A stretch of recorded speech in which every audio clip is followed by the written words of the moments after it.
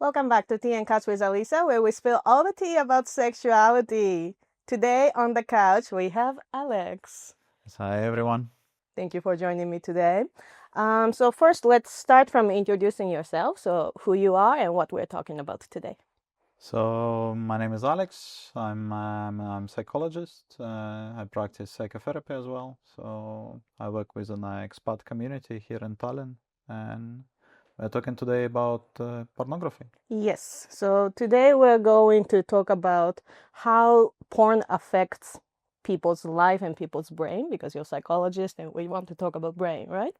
So first, can you explain how does watching porn a lot could affect someone's brain? So basically, I start from the place. How do we know what affects? So we are normally using FMRI, which is functional magnetic something, and Okay. yeah, basically it's when you have the brain scans. And we see where the blood flows. So in these areas where the blood flows to, we kind of hypothetically think that these areas are activated during the experiment. So this is not straightforward. So I mean, this is our theory. So like whenever we say these areas activated, we only say that because the blood flows to these areas. I mean, it's sometimes some people say that the brain doesn't work the same as the muscle, so like we cannot say that straightforward true. But this is quite reliable method. So basically what we did, like as a psychologist and neurobiologist, the people who study brains and so on. So we made people watch porn and watched where the blood flows in their brains. And it's pretty simple, so it affects the same areas. Like we have such a mechanism, such a schema, which is called like a reward motivation scheme, and the same area and the same kind of scheme in the brain is activated during the watch of the porn. So it's a pleasurable things. Okay. So the watching porn affects the same like other pleasures affect us. But I feel like these days we kind of keep talking about the bad effects of porn in modern life. Is there any, okay, I'm just curious, we're going off topic, but is there any good side of watching porn, do you think? Absolutely. I would say yes. Yeah. At least I can think of one. It gives you variety of things that you may not give. It gives you a pool of other people's experiences. Right. Maybe not that realistic, but there is something you can compile your own attitude towards sex. Maybe from that. Yeah. Pick up Could things be. from there. Is there a way to consume porn in a healthy way? Absolutely, yes. Yeah. I mean, generally, what we have, like the research we have with porn, watching pornography and its effects on the mental health is super mixed. So Okay. there is no like consolidated opinion like this is this way or that way.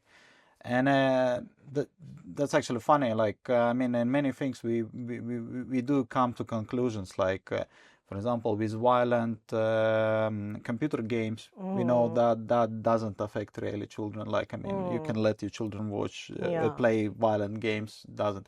With porn, we have mixed results, and it's due to the small sample size. So there is not that many people studied. Not that big population is studied and for that, and there is not that much interested in that. I think like because it's not that much funded. Normally, it's a money question, so it's not that much funded in a way.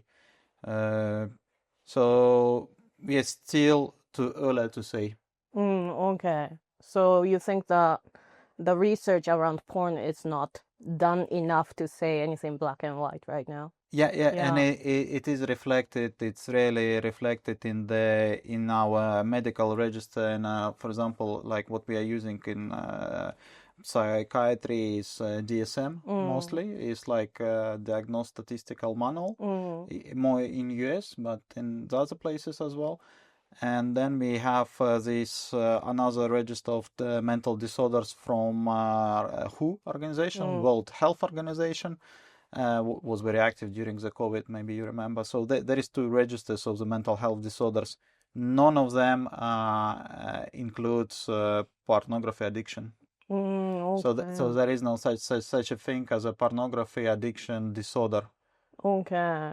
That's interesting to hear, because I feel like media is portraying porn as like it's a very bad thing right now. But I mean, overconsumption obviously is very, like, I wouldn't vary, but it's not a positive effect on people, right? So can you please explain, if a person is watching porn too much, how it could affect how this person sees sex and a body in real life? So too much, I would say, like when we decide that this is too much, and okay, if person is watching porn every day, it doesn't tell me if it's too much or it's not too much. And I would basically just maybe to start as a starting point, I would take some symptoms from the alcohol addiction or drug addiction, and these symptoms which tell you that it is an addiction, they include, for example, problems in social life. Okay, if you're watching porn, you have problems, the problems in social life. And then there is also like this definition that I mostly like, which is you continue doing the thing, but it doesn't give you pleasure anymore and it harms you, but you continue doing it. So then you can talk about, like, for example, you cannot stand away from the porn. You can watch it still every day, enjoy.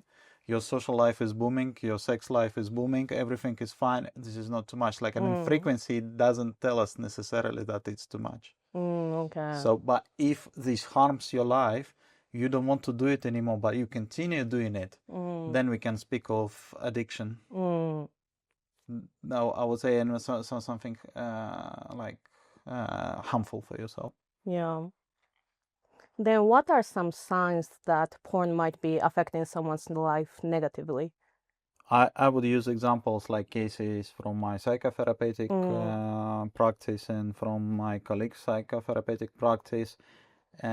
I do personally, it's my personal opinion, but I do believe that too much porn can affect your sex with a partner and basically lead it to complete absence of this sex with your partner. And I think that is the most kind of disappointing, like, in life that you may have, like losing this very important thing with your partner.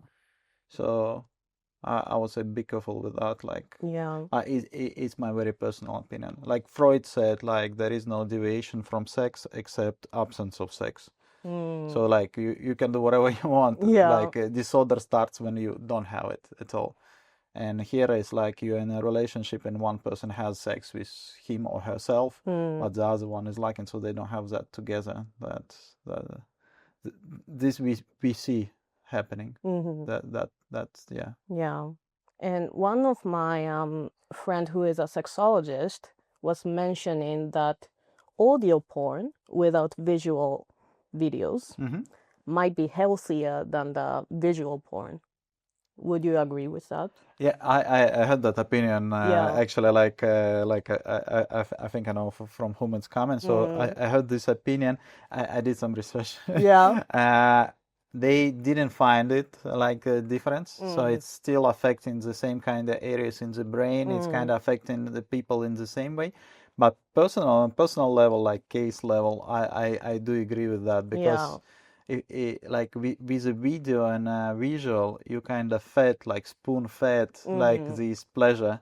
With audio, you need to basically go an extra mile to imagine things. Yeah. So maybe this brain work, like, of imagination, of fantasy, like, sparks something like so. I found this idea interesting. Yeah, I mean, like I kind of have a same opinion on a personal level. Also, I don't know about the research and all, but like when you watch visual porn, it's very difficult for me to get into my body, you know. yeah. But if I'm experiencing the audio porn, I can't allow myself to close my eyes and like go into my imagination and get into my body more. So for that, I kind of agree. Audio porn might be healthier, but also like there's a lot of opinion around porn saying like any consumption of porn is bad. It makes I think it's very a lot Yeah. political. Like Yeah. I mean, I would say people on the right would attack pornography while they also watching it, and then people on the left would defend it. Yeah. In my opinion, I'm very on the left myself politically, but I would say to be careful with the porn Yeah. as well. Like when you're losing sex with your partner, like I Yeah. mean, it's a terrible thing to do with your relationship by getting addicted to the porn. And another thing I wanted to say is like watching the porn and sex. Watching the porn teaches you like to watch other people having sex. Right. It's not the first character. You're not the first character in this. Like it's not like being in the game. You are watching people having sex, and this is a lot different from doing sex yourself. Yeah, that's true. And it changes everything. And so like I mean you get aroused by different kind of things, not by the body of your partner, by watching somebody having sex. So I mean this is distortion. Yeah. You can go this way. I mean, like all the kinks are nice. Like I mean, like voyeurism, yeah, like all this, like watching other people, like cuckolds or anything like that. I mean, like I'm accepting these ideas. Like okay, no problem. Yeah. It depends what you want to do with your life. Like I mean, if you really wanted to go, or you've been just trapped from your, like for example, teenage years into that. Yeah, that is true. Also, consuming porn, I feel like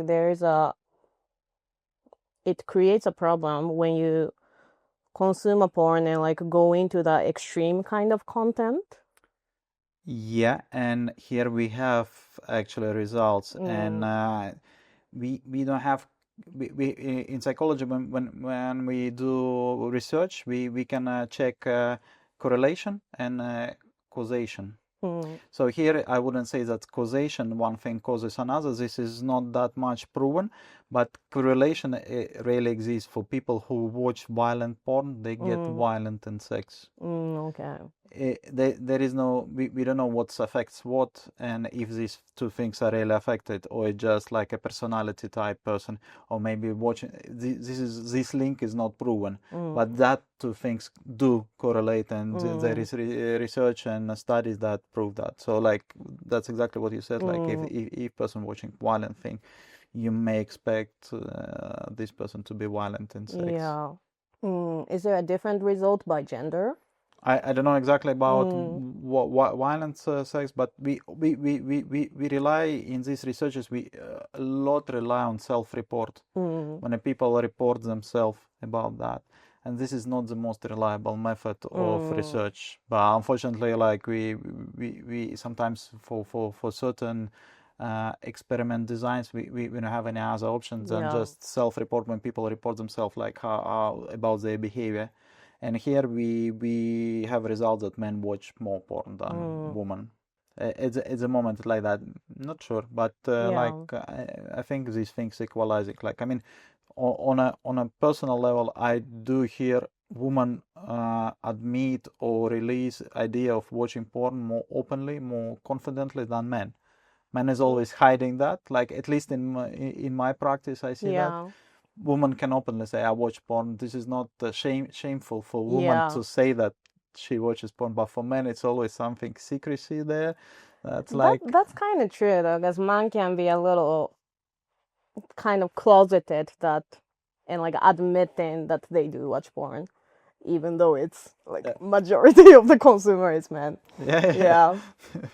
Yeah, it's even there is a category, so women friendly categories in pornography, and all like it's 1 out of 100 categories. Yeah.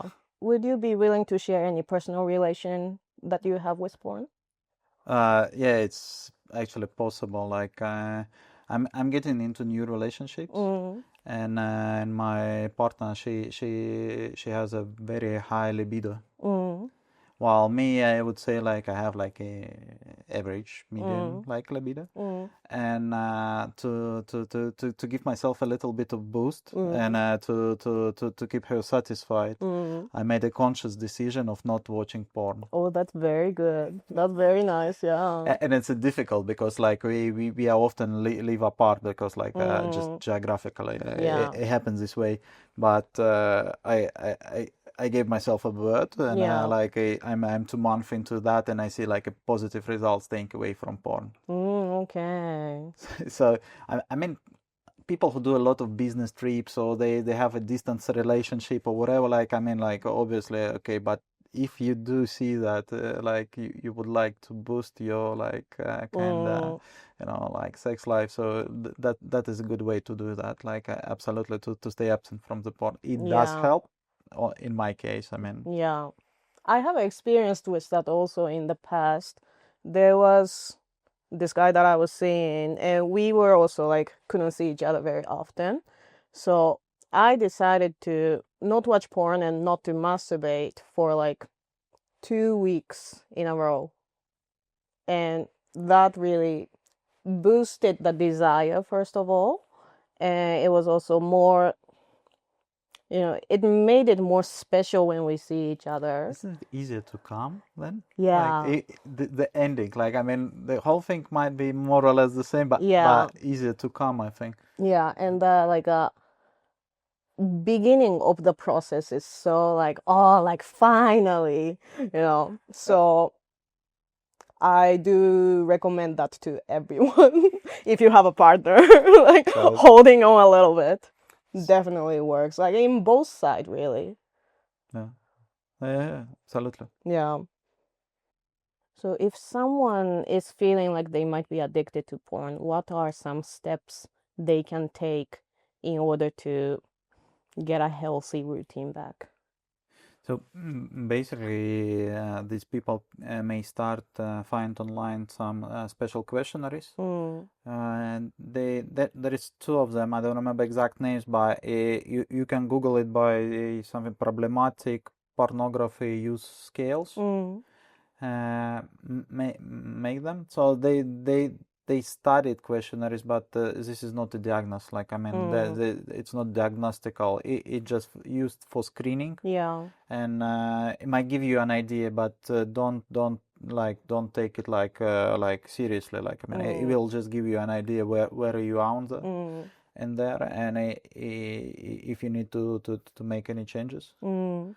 So is porn addiction is it possible to diagnose porn addiction in the current psychology right now?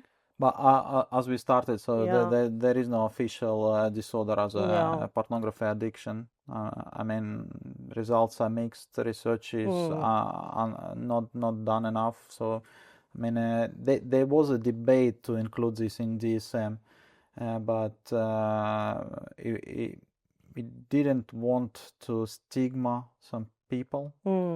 So at the moment, until we have all the data, so be easy on that. I mean, it's a phenomena like widely, it's legal. Yeah. It's widely available. I mean, it's free or cheap. And I mean, it's a way to have a good time. Yeah. I mean, don't be hard on yourself, but the thing you should worry is like, I'm not one person centered psychologist, so I'm always trying to find for the person links with somebody else.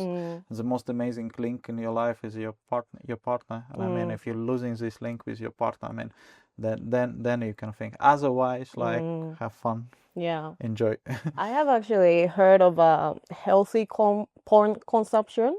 So I want to share it and hear what you think about it. So there was this person who was saying, like, watching that visual porn and watch it for like 5 minutes, 10 minutes until you feel the arousal, and like scan your body and like make sure how it feels on your body, and like that, like, so using the porn in a way to figure out how it actually feels on your body, how it makes you feel, and like if it gives you a negative emotion, then maybe it's a better idea to stay away from porn. And like that was an idea that I heard. Good enough, like Yeah. body scanning, like keeping control of your body signals. It's I think for psychology, it's a way forward, definitely. I mean, it's not my aesthetics. I'm mostly a talking guy, but I mean, these people who work in body sensation therapy, kind of like this is definitely a way forward, and this is like body scan is amazing technique. I would say like watching porn sometimes gives this emotional relief, calmness, and it can become a coping mechanism with your anxiety in your life. And yeah, so take it away straight away with all the coping mechanism, even though they are maladaptive, like for example you're harming yourself, you're harming your relationship. Taking it away immediately maybe very painful for a person. Yeah. Maybe like so as I said before, like it's better to be easy on yourself. Like I mean, Yeah. until you replace it with something else, until you have something else like in your life, yeah, don't take it away from the people. Like I mean, don't be hard on your partner if you catch them doing that. I mean, it might be the coping mechanism with anxiety, and it's much better, like for example, than drug use or drinking or anything like that. Yeah, that is true. Because I feel like the porn addiction often gets linked with a relationship problem, like losing the interest with your partner, like losing a libido when the partner is in front of you because it's not enough stimulation in your brain. But the porn addiction for the single people is not talked enough. It's how I feel right now, because if you're single, you kind of have to rely on porn sometimes in order to release your sex tension. It can be both ways. I mean, your relationship can affect your anxiety level, and a person can go into watching porn like a little bit more than maybe it should.